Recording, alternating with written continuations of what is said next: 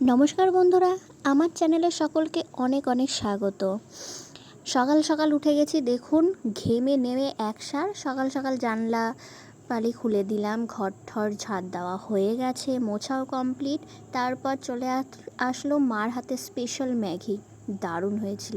খেয়ে একটু কাজকর্মে লেগে পড়লাম। এই যে বাসন কটা ধুয়ে এই সিঁড়িতে মেলে দেওয়ার পর দুপুর হয়ে গেছে। দুপুরে মার হাতে স্পেশাল আম পোড়ার শরবত, ওই যে কাঠে রান্না যখন হয় মা দুটো আম পুড়িয়ে নিয়েছিল।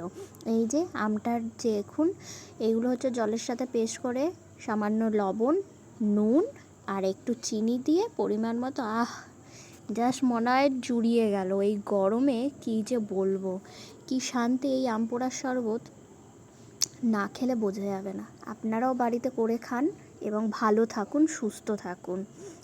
এখন কি বলবো, কয়েকদিন ধরে তো বলছে আবহাওয়া দপ্তর যে বৃষ্টি হবে হবে, শুনে যাচ্ছি, বৃষ্টির দেখা আর নেই।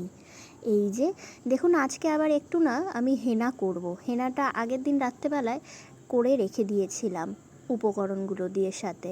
এই যে স্নান করে চলে এসেছি, তারপরে স্নান করার পর পুজো টুজো দেওয়ার পর মা বললো আইসক্রিম খেয়ে যা, আইসক্রিম এসছে। বাহ, আইসক্রিম খেয়ে নিলাম। আজকে পুরো একদম উপরি পাওনা যাকে বলা হয়। আর সন্ধেবেলায় এই ছাদে চলে এসেছি, দেখুন হেনা ঠেনা করেছি, চুলটা অনেক সিল্কি হয়ে গেছে আর মনে হচ্ছে বৃষ্টি আসবে।